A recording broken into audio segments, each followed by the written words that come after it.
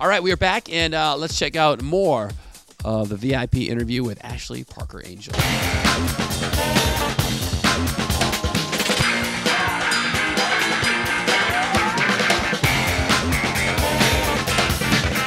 All right, we're back. I'm here with Ashley Parker. Ashley Parker Angel. Ashley Parker Angel. It's a mouthful for me. It is a mouthful. You know, it's my real name. People ask me all the time. I need to just carry my birth certificate because it does sound like a stage name. I like to put the Parker in there because Ashley Angel by itself just straight up sounds like a porn star name. So I agree. You know, you got to put the Parker in there to break it up. I'm sure somebody will take that name now that you're back in the spotlights. You're going to see Ashley Angel does Dallas. Or Austin, that would probably be better.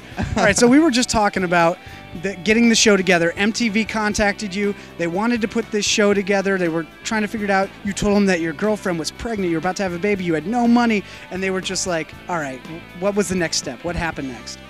Well, I told them, I laid all the cards out on the table, told them what was going on in my life, and they said, we'd love to follow you with cameras. And at first I was a little hesitant, because I come from reality TV, and I told them, you know, look, I was able to go get a record deal on my own, you know, without a TV show behind me. And I think the one thing O-Town didn't achieve was, like, we had a #1 song and a lot of fans, and that was great. Which was Liquid Dreams? Was that the All song? or Nothing was the big one. I like to forget about Liquid Dreams. No, I'm just playing. No, I told them, I said, I just really want to show people that I'm a real artist because I play guitar, I play piano, and those were things I didn't get a chance to showcase in the group. And I don't want people to look at me like as a one-trick pony because I'm coming from reality TV. That's kind of how I launched my career. Right. And they came back with something that made a lot of sense to me, and that was, what better way to show people how real of an artist you are than to do a show like this. Right. And that's ultimately why I decided to do it. I agree. I think the concept is just, you know, all the promos that you did, which really made me season pass it on my TiVo, was that it was you making a climb. Because otherwise, to be honest, I mean, not being a huge boy band fan, I would have probably not watched a show that didn't have that kind of premise. Yeah, well, I think there's a lot of shows out there about, you know, retired rock stars living in big fat mansions with Escalades parked out front, and my story is exactly the opposite of that. And, you know, yeah, it was humbling because at a very young age I felt like I was like on top of the world, but you know what, most talented artists out there are struggling like I am. And you know, my life was an open book, and I'm hoping that, you know, by being that open and showing people that part of my life, you know, that's what will help people connect to my story. I definitely think it's gonna work. I Thanks, I man. definitely think people are gonna connect to you very well. We'll see. So now tell me about going to your girlfriend and telling her that she's gonna be part of this show. How did that go down? Oof. Well, you know, she was pregnant pretty much the majority of the whole time we filmed the show. Right. And I don't know what pregnant girl would want to be living on camera 24/7. I know. You know, I mean, I have to just tip my hat to her because she was so brave.